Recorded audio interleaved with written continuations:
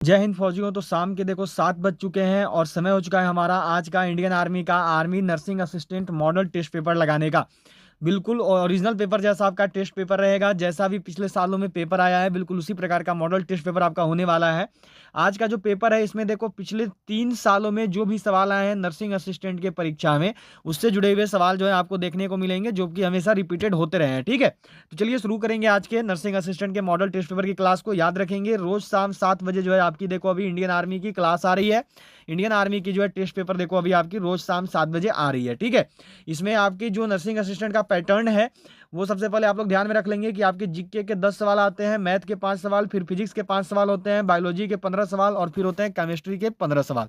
Total आपका 50 सवाल होता है और एक क्वेश्चन जो है देखो होता है 4 नंबर का। तो जब करोगे तो टोटल पेपर आएगा आपका देखो 200 नंबर का।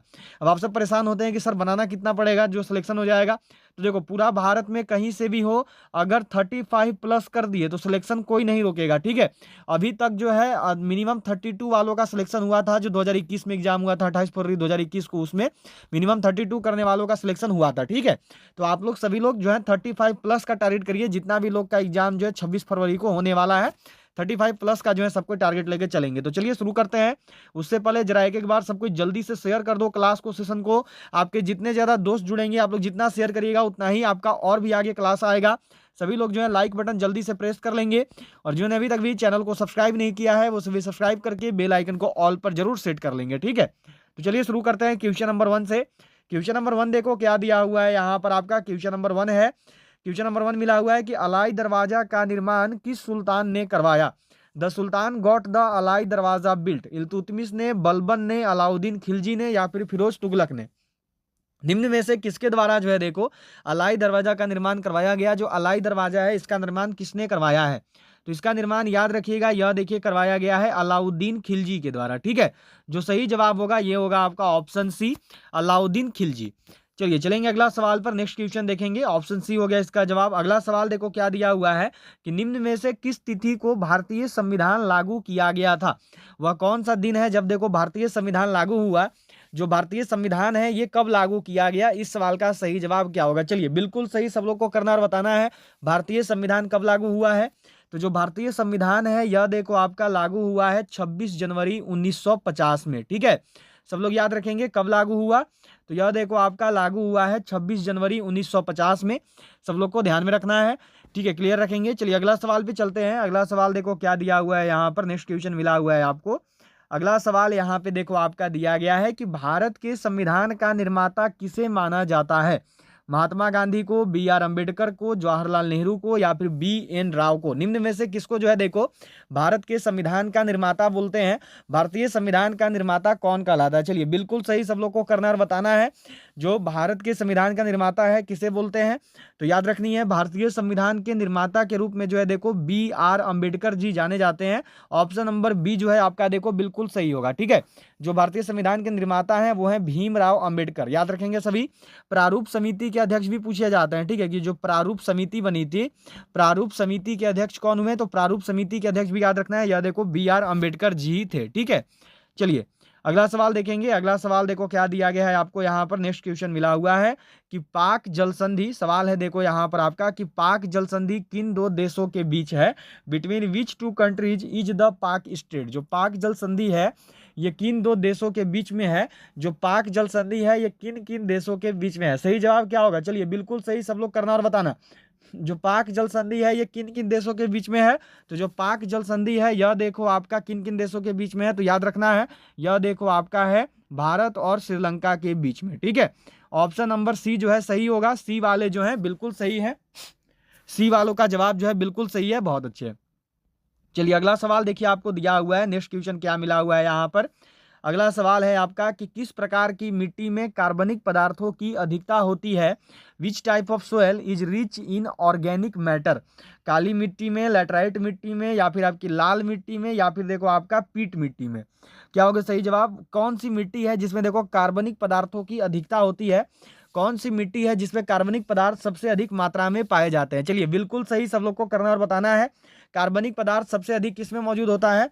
तो याद रखनी है जो कार्बनिक पदार्थ है, ये देखो ऐसे तो दो मिट्टियों में होता है, काली मिट्टी और पीट मिट्टी, पर अगर दोनों में सबसे अधिक किसमें होता है तो सबसे अधिक याद रखना कार्बनिक पदार्थ ये पीट मिट्टी में पाए जाते हैं। ठीक है, डी वाले सही होंगे, पर अगर पीट ऑप्शन में नहीं रहेगा तब याद रखिएगा काली मिट्टी करेंगे। ठीक है, सब लोग को याद रखनी है। चलो जी अगला सवाल देखो क्या दिया हुआ है यहाँ पर। अगला सवाल मिला है आपको, नेक्स्ट क्वेश्चन मिला हुआ है कि चंद्रमा पर उतरने वाला पहला व्यक्ति कौन था? ये देखो पहले नर्सिंग असिस्टेंट में तो हमेशा आया है, अभी आपका 15 जनवरी को जो इंडियन आर्मी का एग्जाम हुआ जीडी वालों का उसमें भी पूछा था। चलिए बिल्कुल सही सब लोग को करना और बताना है। चंद्रमा पर उतरने वाला पहला व्यक्ति कौन था? चंद्रमा पर उतरने वाला पहला व्यक्ति कौन बना? तो याद रखनी है यह देखो है नील आर्मस्ट्रांग। ठीक है, जो सही जवाब है यह होगा देखो आपका ऑप्शन ए नील आर्मस्ट्रांग। किस देश के द्वारा भेजा गया था? तो याद रखना है यूएसए के द्वारा। ठीक है, कौन सा मिशन चल रहा था उस टाइम? तो मिशन का नाम याद रखिएगा, जो मिशन है यह देखो आपका अपोलो मिशन है। ठीक है, याद रखनी है। यूरी गागरिन कौन है? तो यूरी गागरिन का याद रखना ये अंतरिक्ष में जाने वाला पहला व्यक्ति है। ठीक है, कहां पर? तो अंतरिक्ष में जाने वाला पहला व्यक्ति जो कि अंतरिक्ष में गया। याद रखेंगे सब लोग, अंतरिक्ष में जाने वाला किसके द्वारा भेजा गया था? तो याद रखनी है रूस के द्वारा भेजा गया था। ठीक है, सभी लोग इन चीजों को ध्यान में रखेंगे। चलिए अगला सवाल देखेंगे। अगला सवाल देखो आपका दिया हुआ है यहाँ पर, नेक्स्ट क्वेश्चन है कि अंतर्राष्ट्रीय रेड क्रॉस का मुख्यालय कहाँ है? Where is the headquarter of international red cross? Geneva में है, न्यूयॉर्क में है, स्टॉकहोम में है या फिर पेरिस में है? जो अंतर्राष्ट्रीय रेड क्रॉस है इसका मुख्यालय कहाँ स्थित है? जो अंतर्राष्ट्रीय रेड क्रॉस है इसका हेडक्वार्टर कहाँ पर है? चलिए बिल्कुल सही सब लोग को करना और बताना है। हेडक्वार्टर वाला सवाल आता है नर्सिंग असिस्टेंट में, याद रखोगे जितने भी लोग हो सभी लोग मुख्यालय पढ़ लेना। ठीक है, मैंने पहले क्लास करवा दिया है टॉपिक वाइज सेक्शन में, तो उसमें जाके देख सकते हो, बहुत ही इंपॉर्टेंट है। ठीक है, अंतर्राष्ट्रीय रेड क्रॉस का मुख्यालय कहां पर है? तो जो अंतर्राष्ट्रीय रेड क्रॉस है इसका मुख्यालय याद रखिएगा ये देखो जिनेवा में है। ए वाले सही है, जितना भी लोग का जवाब ऑप्शन एक हो गया है बिल्कुल सही किया, बहुत अच्छा, ए वाले सही हो। चलो अगला सवाल देखो मिला हुआ है यहाँ पर, नेक्स्ट क्वेश्चन क्या दिया हुआ है आपका? सवाल है यहाँ पर देखो, सवाल आपको मिला हुआ है कि पर्यटन के क्षेत्र में निम्न में से किस भारतीय राज्य को एक राज्य अनेक संसार कहा जाता है? असम, पश्चिम बंगाल, कर्नाटक, डी में है देखो राजस्थान। जो पर्यटन का क्षेत्र है, पर्यटन के क्षेत्र में वह कौन सा राज्य है जिसको देखो एक राज्य अनेक संसार कहते हैं? तो यह देखिए वैसे राज्यों के साथ होता है जिनको विशेष राज्य के रूप में जाना जाता है। ठीक है, तो ऐसे भारत में बहुत सारे राज्य हैं, पर यहाँ पर जो आपका ऑप्शन होगा ये देखो ऑप्शन सी होगा। ऐसे आंध्र प्रदेश भी होता है, याद रखिएगा, पर यहाँ पर दिया नहीं गया, तो ऑप्शन सी कर्नाटका जो है आपका देखो सही होगा, एक राज्य अनेक संसार के रूप में। ठीक है, चलिए अगला सवाल देखो यहाँ पर क्या दिया हुआ है आपको। अगला सवाल है, नेक्स्ट क्वेश्चन मिला हुआ है यहाँ पे कि भारत का राष्ट्रीय आदर्श वाक्य क्या है? सत्यमेव जयते, वंदे मातरम, जय जवान जय किसान, ऑप्शन नंबर डी में है देखो जय हिंद। भारत का राष्ट्रीय आदर्श वाक्य क्या है? भारत का नेशनल मोटो ऑफ इंडिया क्या है? भारत का राष्ट्रीय आदर्श वाक्य क्या है? चलिए बिल्कुल सही सब लोग को करना और बताना है। भारत का राष्ट्रीय आदर्श वाक्य क्या है? तो भारत का जो राष्ट्रीय आदर्श वाक्य है यह देखो ऑप्शन नंबर ए सत्यमेव जयते है। ए वाले सही है, बहुत अच्छा, ए वालों का जवाब बिल्कुल सही है, बहुत बढ़िया, सत्यमेव जयते जो है देखो सही जवाब होगा। ठीक है, चलो जी अब यहाँ पर जो है आपका देखो आपका जीके सेक्शन का अंतिम सवाल है। यह देखो दिया हुआ है कि लेजर शब्द का तात्पर्य है, what was the word laser mean? ये पूछा हुआ सवाल है, इंडियन आर्मी का पहले नर्सिंग असिस्टेंट में भी आया है और इंडियन आर्मी का जीडी में भी आया है। चलिए सभी लोग करेंगे और बताएंगे लेजर का फुल फॉर्म क्या होता है? लेजर का फुल फॉर्म क्या है? बिल्कुल सही जवाब आना चाहिए सबका।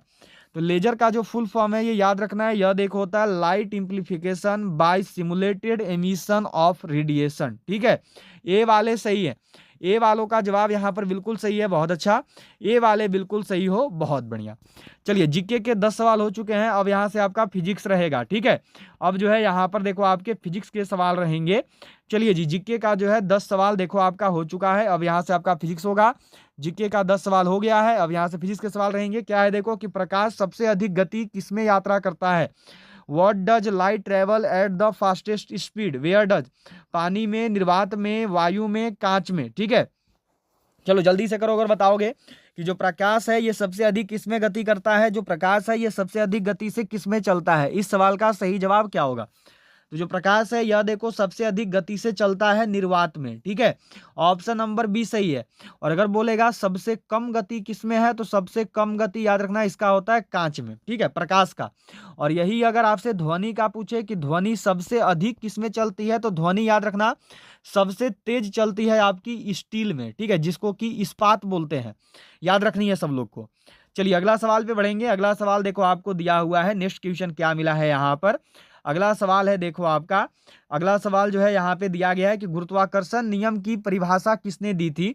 Who defined the law of gravity. Newton, Faraday, Galileo. Option number D में है देखो नन ऑफ दीज। जो गुरुत्वाकर्षण नियम है, गुरुत्वाकर्षण नियम की परिभाषा किसने दी, जो गुरुत्वाकर्षण का नियम है ये किसके द्वारा दिया गया। तो गुरुत्वाकर्षण का नियम, ठीक है, याद रखनी है, यह देखो दी है न्यूटन ने। ए वाले सही है, जितना भी लोग यहाँ पे देखो ए को जवाब दिए हो इनका आंसर बिल्कुल सही है, बहुत बढ़िया। ए वालों का जवाब बिल्कुल सही है, बहुत अच्छा, ठीक है। याद रखनी है न्यूटन ने दी थी। न्यूटन ने गुरुत्वाकर्षण नियम के साथ साथ याद रखना गति का भी नियम दिया है, ठीक है। और इसके साथ साथ याद रखना है देखो जड़त्व का भी नियम दिया है, ठीक है, ये चीज याद रखिएगा। न्यूटन ने क्या क्या दिया, तो न्यूटन ने गति का भी नियम दिया, जड़त्व का भी नियम दिया, और जो है देखो आपका न्यूटन के द्वारा ही जो है गुरुत्वाकर्षण का भी नियम दिया गया। गैलीलियो ने क्या किया है, तो गैलीलियो के द्वारा याद रखिएगा पूछा जाता है कि दूरदर्शी, जिसका मतलब होता है टेलीस्कोप, इसका खोज किसने किया, ये आया हुआ सवाल है। तो दूरदर्शी का खोज याद रखिएगा गैलीलियो ने ही किया है, ठीक है। चलिए अगला सवाल पे बढ़ेंगे। अगला सवाल देखो यहाँ पर आपका नेक्स्ट क्वेश्चन मिला हुआ है। अगला सवाल दिया गया है कि विद्युत विभवांतर की एसआई इकाई है। The SI unit of electric potential difference is coulomb, volt, ampere या फिर ओम। चलिए क्या होगा सही जवाब। विद्युत विभवांतर का एसआई इकाई क्या होता है, विद्युत विभवांतर का एसआई मात्रक क्या होता है। चलिए जल्दी से सब लोग को करना और बताना है विद्युत विभवांतर का एसआई मात्रक क्या है। तो विद्युत विभवांतर का जो एसआई मात्रक है याद रखनी है, यह देखो वोल्ट होती है, ठीक है। ऑप्शन नंबर बी सही है, वोल्ट। अच्छा कूलाम्ब किसका होता है, तो कूलाम्ब याद रखना है देखो आपका विद्युत आवेश का होता है, ठीक है, ये याद रखिएगा सबको, विद्युत आवेश का होता है। एम्पियर किसका होता है, तो एम्पियर में याद रखना है यह देखो आपकी होती है विद्युत की, ठीक है। अगर बोला जाएगा तो विद्युत ऊर्जा, विद्युत का जो है देखो आपका एम्पियर होता है। अब ओम किसका होता है, तो ओम याद रखना है, ओम जो है देखो ये होता है प्रतिरोध को, जिसको कि इंग्लिश में रजिस्टेंस बोलते हैं, ठीक है, ये याद रखिएगा सबको। चलिए चलते हैं अगले सवाल पर। नेक्स्ट क्वेश्चन रहेगा आपका, यह देखो दिया गया है यहाँ पर। अगला सवाल जो है मिला हुआ है आपको कि निम्न में से किसको लाल ग्रह कहा जाता है। Which of the following is called red planet. शुक्र, बुध, मंगल या फिर बृहस्पति। निम्न में से वह क्या है जिसको देखो लाल ग्रह बोलते हैं। लाल ग्रह के नाम से जो है किसे जाना जाता है, सही जवाब क्या होगा। चलिए जल्दी से सब लोग करेंगे और बताएंगे निम्न में से किसको जो है देखो लाल ग्रह कहा जाता है। लाल ग्रह के नाम से जो है किसको जानते हैं, सही जवाब क्या होगा। तो जो लाल ग्रह है ये सबको याद रखेंगे, यह देखो कहते हैं मंगल को, ठीक है। ऑप्शन नंबर सी वाले बिल्कुल सही है, बहुत अच्छा। लाल ग्रह के नाम से मंगल को जो है जाना जाता है। चलिए अब जो है आपका फिजिक्स का अंतिम सवाल है, इसके बाद आपके बायोलॉजी के 15 सवाल रहेंगे, ठीक है। 15 नंबर सवाल है आपका बायोलॉजी का, फिजिक्स का 5वां सवाल है कि विद्युत बल्ब का फिलामेंट बल्ब तंतु निम्न में से कौन सी धातु का बना होता है। लेड का, तांबा का, टंगस्टन का या फिर एल्युमिनियम का। जो विद्युत बल्ब का फिलामेंट है ये कौन सी धातु का बना हुआ होता है, सही जवाब क्या होगा। बिल्कुल सही, सब लोग करना और बताना विद्युत बल्ब का फिलामेंट किस धातु का बना हुआ होता है। तो विद्युत बल्ब का जो फिलामेंट है यह देखो बना हुआ होता है आपका किस धातु का, तो ये बना हुआ होता है टंगस्टन धातु का, ठीक है। चलिए इसी के साथ आपके फिजिक्स के 5 सवाल हो चुके हैं, 15 सवाल हो गया टोटल आपका। अब यहाँ से बायोलॉजी का 15 सवाल रहेगा, ठीक है। देखो जी जीके का जो है आपका 10 सवाल हो गया, फिजिक्स का जो है 5 सवाल हो गया। अब यहाँ से जो है आपके बायोलॉजी के सवाल रहेंगे टोटल 15। चलिए क्या सवाल है कि कोशिका का शक्ति स्रोत होता है। What is the power source of the cell. कोशिका भित्ति, माइटोकॉन्ड्रिया, राइबोसोम या फिर न्यूक्लियस। कोशिका का शक्ति स्रोत क्या है, जो कोशिका है कोशिका के शक्ति स्रोत के रूप में जो है किसे जानते हैं, सही जवाब क्या होगा। चलो जल्दी से सबको ही करना और बताना कोशिका का शक्ति स्रोत किसे कहा जाता है। तो कोशिका का जो शक्ति स्रोत है, power house of the cell, यह देखो कहते हैं माइटोकॉन्ड्रिया को, ठीक है। जो सही जवाब होगा ये होगा ऑप्शन बी, माइटोकॉन्ड्रिया। बी वाले बिल्कुल सही है, बहुत अच्छा। चलो अगला सवाल आपके सामने है, देखो यह दिया गया है कि मानव श्वसन में क्या छोड़ा जाता है। What is released in human respiration. गैसों का मिश्रण, कार्बन मोनोऑक्साइड, ऑक्सीजन या फिर कार्बन डाइऑक्साइड। जो मानव श्वसन है, मानव श्वसन में क्या छोड़ा जाता है, मानव श्वसन में कौन सा गैस जो है बाहर निकलता है? सही जवाब क्या होगा? तो मानव श्वसन में याद रखिएगा, ग्रहण बोलेगा कि कौन सा गैस ग्रहण करता है मनुष्य, तो मनुष्य मानव श्वसन में ग्रहण करता है देखो ऑक्सीजन। और कौन सा गैस छोड़ता है मानव श्वसन में, तो याद रखनी है वह छोड़ता है देखो कार्बन डाइऑक्साइड। ठीक है, चलिए अगले सवाल पर चलेंगे। अगला सवाल देखो यहाँ पर मिला हुआ है आपको, नेक्स्ट क्वेश्चन क्या दिया हुआ है देखो, आपका अगला सवाल जो है यहाँ पर आपको दिया गया है। नेक्स्ट क्वेश्चन है देखो कि ईस्ट, ये ईस्ट लिखा हुआ है, ठीक है, याद रखिएगा ईस्ट लिखा हुआ है यहाँ पर। ईस्ट और मशरूम है, ईस्ट एंड मशरूम क्या है? शैवाल है, नग्न बीजी है, फफूंद है। ऑप्शन नंबर डी में है देखो गांठदार जड़ें हैं। जो ईस्ट और मशरूम है ये क्या है? जो ईस्ट और मशरूम है ये क्या होता है? तो याद रखनी है, जो ईस्ट और मशरूम है यह देखो फफूंद है, यह जो है देखो मोल्ड होती है। ठीक है, जो सही जवाब है ये आपका ऑप्शन सी होगा, फफूंद होता है।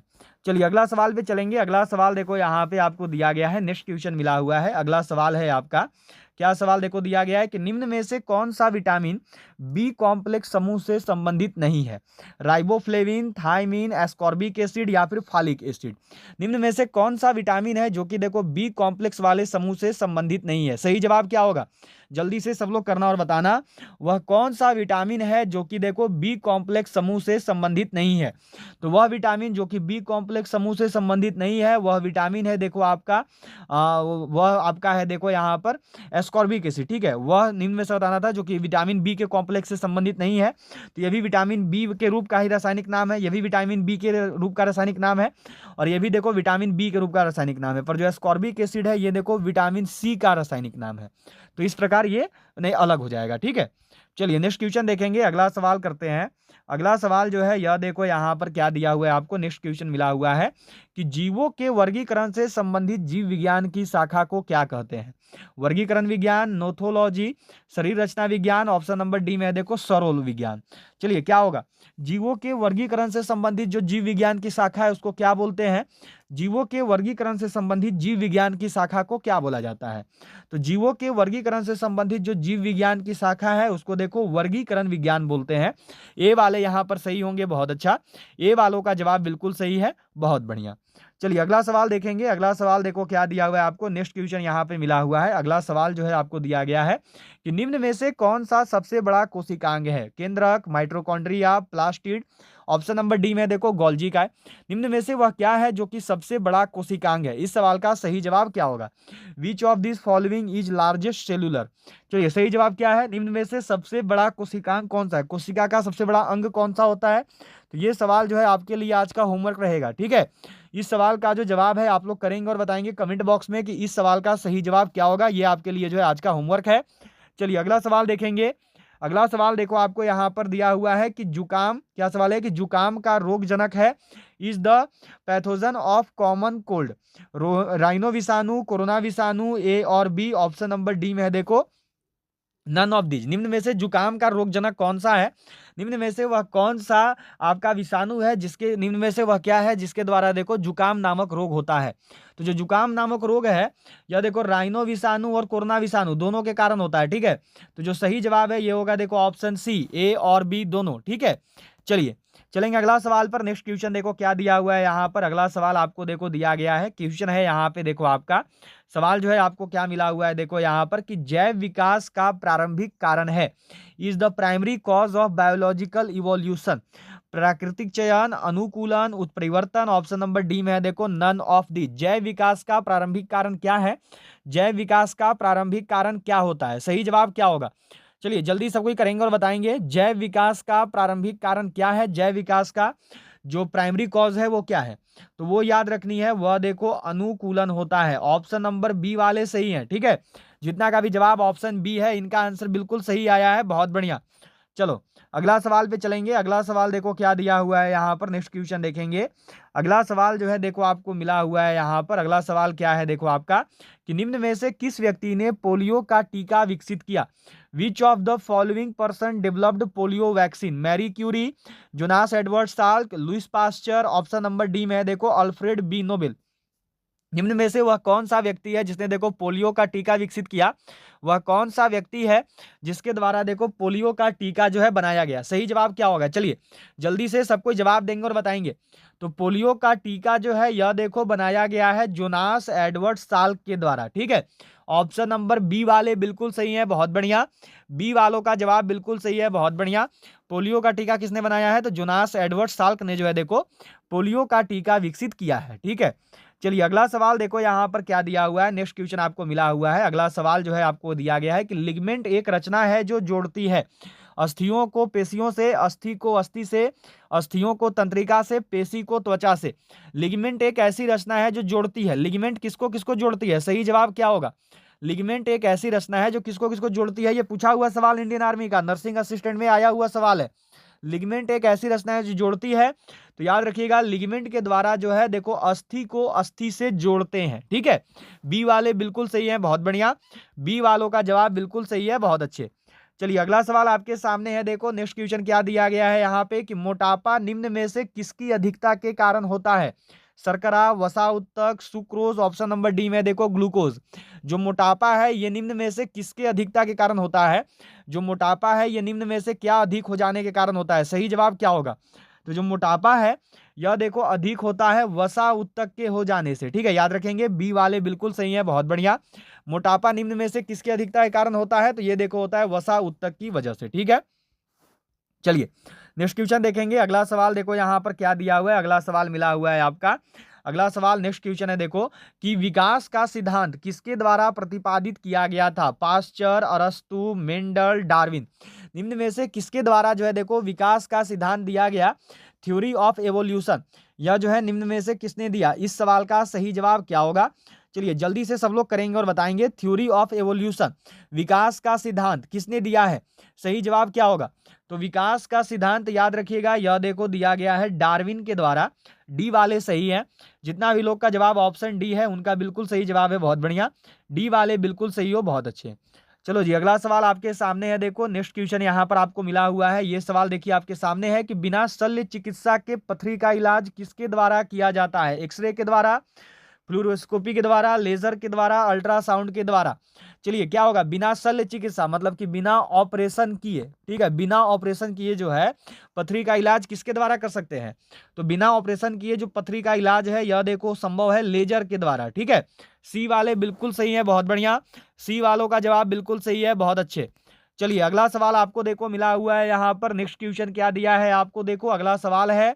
अगला सवाल दिया है कि LSD किससे प्राप्त होता है? LSD from home you get, किससे? जीवाणु से, कवक से, 2,4-D से, अल्कोहल से। जो LSD है ये किससे प्राप्त होता है? जो LSD है यह किससे मिलता है? तो जो LSD है ये देखो मिलता है कवक से। याद रखनी है, बी वाले सही है। बी वालों का जवाब बिल्कुल सही है, बहुत अच्छे। चलिए अगले सवाल पर चलेंगे। अगला सवाल देखो आपके सामने है। यह सवाल क्या दिया हुआ है आपको? यहाँ पे देखो कि पपीते के पीले रंग का कारण है। What is the reason for yellow colour of papaya? Papain, lycopene, caricaxanthin, option number D में है देखो कैरोटीन। चलिए जल्दी से सबको ही करेंगे और बताएंगे। अगर आपने अभी तक भी क्लास को लाइक नहीं किया है तो जल्दी सभी लोग क्लास को लाइक करो। जो ने अभी तक भी चैनल को शेयर नहीं किया, क्लास को शेयर नहीं किया, जल्दी सबको शेयर कर लो।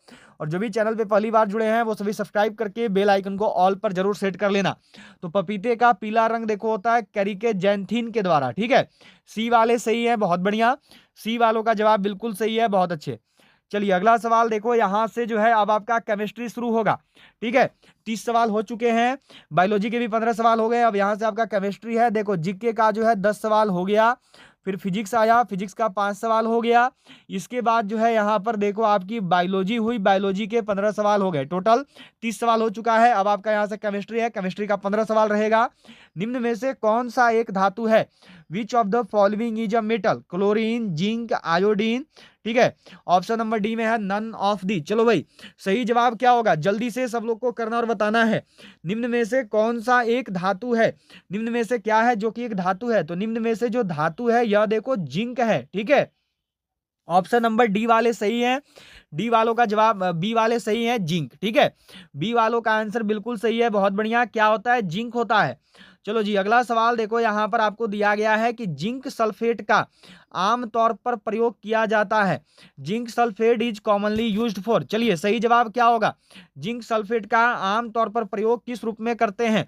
कवकनाशी के रूप में, शाकनाशी के रूप में, कृतंकनाशी के रूप में। ऑप्शन नंबर डी में है देखो आपका गंधहारक के रूप में। जो जिंक सल्फेट है इसका प्रयोग आमतौर पर किस रूप में किया जाता है? तो जो जिंक सल्फेट है इसका प्रयोग देखिए करते हैं कवकनाशी के रूप में। ए वाले सही होंगे, ए वालों का जवाब यहाँ पर सही है, बहुत बढ़िया। किस रूप में करते हैं? तो जो है कवकनाशी के रूप में करते हैं। ठीक है, हो गया। चलो चलेंगे अगला सवाल पर, नेक्स्ट क्वेश्चन देखेंगे। अगला सवाल जो है देखो आपको यहाँ पर दिया गया है, क्या क्वेश्चन है कि टांका एक मिश्र धातु है। जो टांका है ये किस किस से मिलकर बना हुआ है? टीन और सीसा से, टीन और तांबा से, टीन तांबा और जस्ता से, या फिर टीन सीसा और जस्ता से। जो टांका है इसका निर्माण किससे हुआ है? चलिए जी, सही जवाब क्या होगा? जल्दी से सब लोग करोगे और बताओगे इस सवाल का सही जवाब क्या है।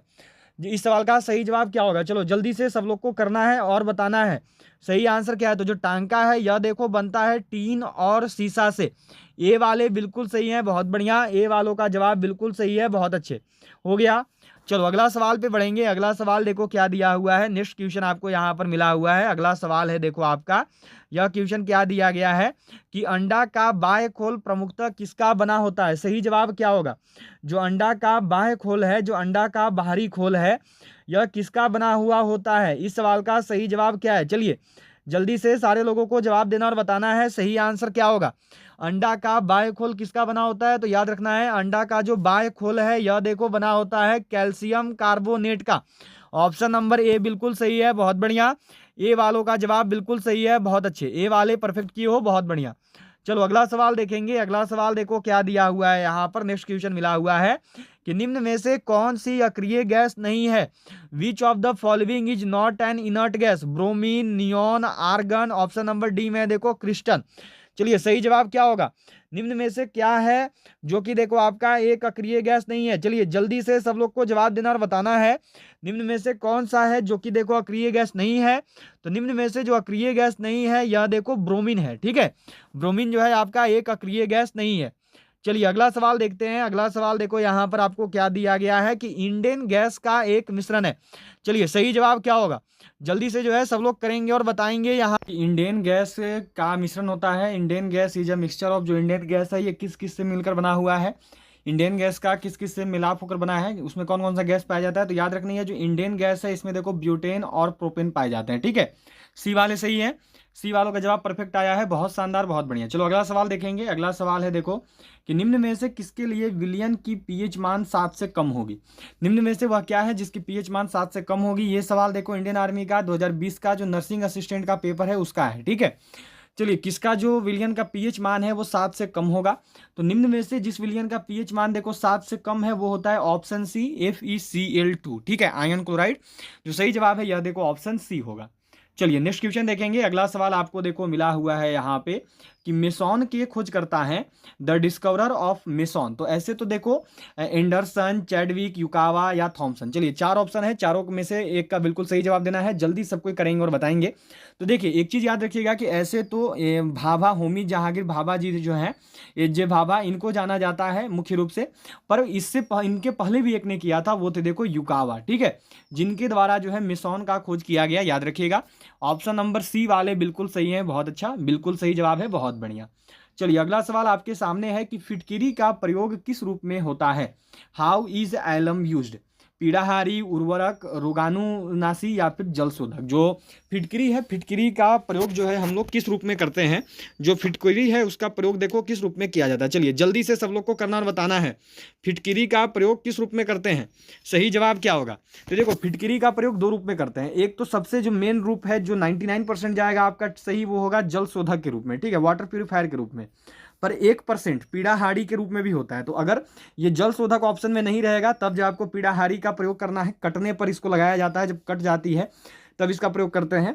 लेकिन अगर दोनों दिया रहे तो याद रखिएगा जल शोधक के रूप में ज़्यादा कंसिडर करेंगे। ठीक है, चलिए अगला सवाल आपके सामने है देखो 40 नंबर सवाल है आपका यहाँ पर कि गोबर गैस में मुख्य रूप से होता है, dung gas mainly contains carbon dioxide, methane, ethylene या फिर एसिटिलीन। गोबर गैस में मुख्य रूप से क्या होता है, जो गोबर गैस है, जो डंग गैस है, इसमें मुख्य रूप से क्या पाया जाता है। चलिए, गोबर गैस में मुख्य रूप से कौन सी गैस होती है, गोबर गैस में जो है मुख्य रूप से कौन सी गैस पाई जाती है। बिल्कुल सही जवाब आना चाहिए, ठीक है, देरी नहीं करेंगे, ना ही गलती करेंगे, जल्दी से बताओगे सभी लोग सही जवाब क्या होगा, क्या है सही आंसर। तो गोबर गैस में याद रखना है मुख्य रूप से देखो मीथेन पाया जाता है, ठीक है। मीथेन और भी चीज़ों में होता है, जैसे में आपकी ग्रीन हाउस गैस बोलेगा तब, ग्रीन हाउस इफेक्ट में भी मीथेन ही मुख्य रूप से होता है। मीथेन का सूत्र हमेशा पूछा जाता है, याद रखना है CH4 होता है। और कार्बन डाइऑक्साइड का भी सूत्र पूछा जाता है, याद रखना है CO2 होता है, ठीक है, ये सब चीज़ याद रखिएगा।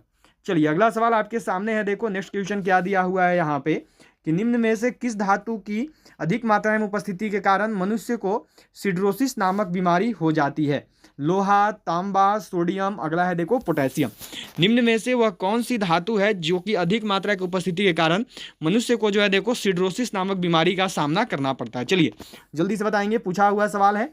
तो सिड्रोसिस नामक बीमारी जो है यह देखो होता है लोहा के कारण, ये होता है आयन के कारण, ठीक है। चलिए अगला सवाल आपके सामने है, देखो ये यहाँ पर दिया हुआ है कि गामा किरणों द्वारा किसका उपचार किया जाता है। Treatment by gamma rays, cancer का, टीबी का, बुखार का। ऑप्शन नंबर डी में है देखो नन ऑफ दिज।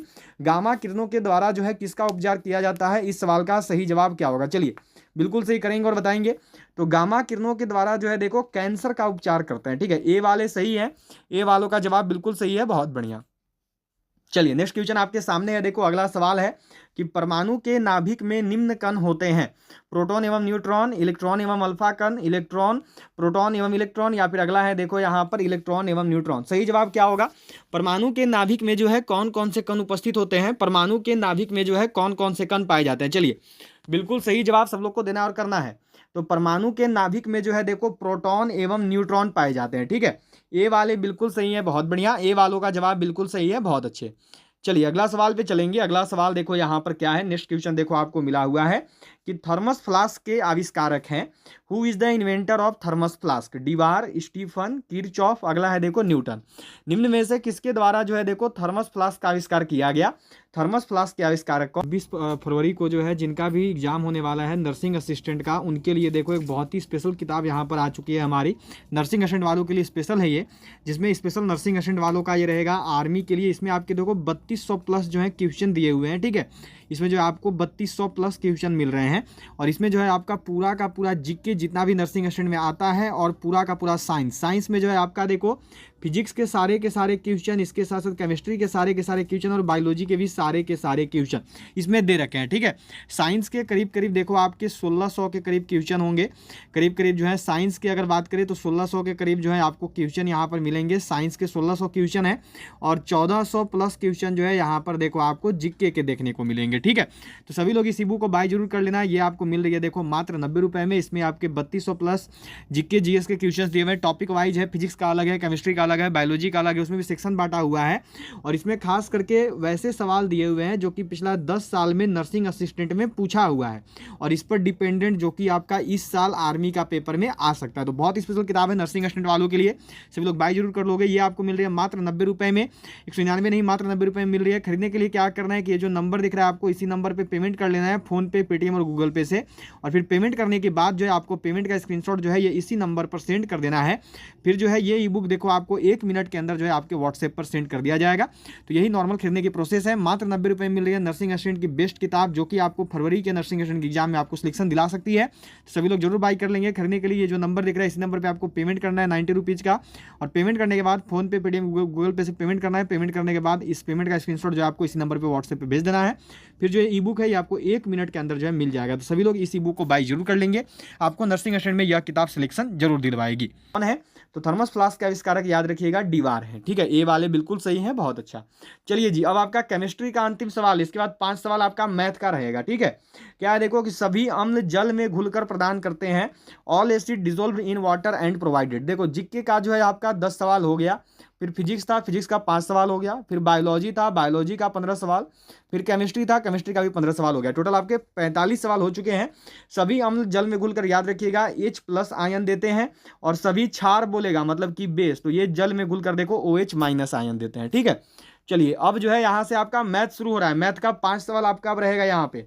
क्या दिया हुआ है कि एक स्कूटर सवार 45 किलोमीटर प्रति घंटे की चाल से 4 मिनट में कितनी दूरी तय करेगा। ठीक है, तो देखो ये किलोमीटर प्रति घंटा में है, क्या आपको दिया गया है यहाँ पर किलोमीटर प्रति घंटा, आपको जवाब देना है मीटर में, तो पहले इसको मीटर में बदलो, तो मीटर प्रति सेकंड में बदलता है। ठीक है, मीटर प्रति सेकंड में बदलने के लिए क्या करते हैं, तो 5/18 से जो है देखो गुना कर देते हैं। ठीक है, चलिए काटिए, तो 9 से 2 बार में कटेगा, 9 से जो है 5 बार में 45 कटेगा। ठीक है, तो कितना आया, तो इधर लिख लेते हैं, देखो ये हो गया आपका यहाँ पर 25/2। ठीक है, ये आ गया। अब बोला है 4 मिनट में, तो अब देखो मिनट तो होता नहीं है, मीटर प्रति सेकंड होता है, तो मिनट को सेकंड में बदलना होगा। तो मिनट को सेकंड में बदलने के लिए क्या करेंगे, 60 से गुना करेंगे, क्योंकि 1 मिनट में जो है 60 सेकंड होते हैं। तो टोटल कितना हो गया, ये हो गया देखो 240 सेकंड। अब आपसे क्या बोला है, कितनी दूरी तय करेगा। दूरी बराबर देखो फॉर्मूला होता है चाल गुना समय। ठीक है, दूरी बराबर जो फॉर्मूला होता है distance equal to speed into time. ठीक है, चाल कितना का है, तो चाल है देखो 25/2 का, और समय कितना है, तो समय है देखो यहाँ पर आपका जो है 240 सेकंड। ठीक है, 2 से काट कर दो, 2 से काटोगे तो 12 दूनी 24, 12 बार में जो है कट हो जाएगा। ठीक है, अब क्या 120 बार में, याद रखिएगा 120 बार में। अब जो है आपको यहाँ पर कर देना है सिंपल सा 25 गुना 120 कर दो, आपको जो है आपका जवाब मिल जाएगा। ठीक है, तो चलिए यहां पर कर देते हैं, क्या करेंगे 25 गुना 120, तो जब 25 गुना 12 करोगे तो देखो 25 दहा होता है 250, और फिर 2 हो गया 25 दूनी 50, मतलब कि 300। ठीक है, और एक जीरो, तो 3000 सही जवाब होगा। जो सही जवाब है ये होगा देखो ऑप्शन ए, 3000 मीटर। ठीक है, चलिए नेक्स्ट क्वेश्चन देखेंगे। अगला सवाल जो है यह देखो यहाँ पर आपको दिया गया है। नेक्स्ट क्वेश्चन क्या मिला है कि 2 नल ए तथा बी एक खाली टंकी को क्रमशः 20 मिनट तथा 30 मिनट में भर सकते हैं।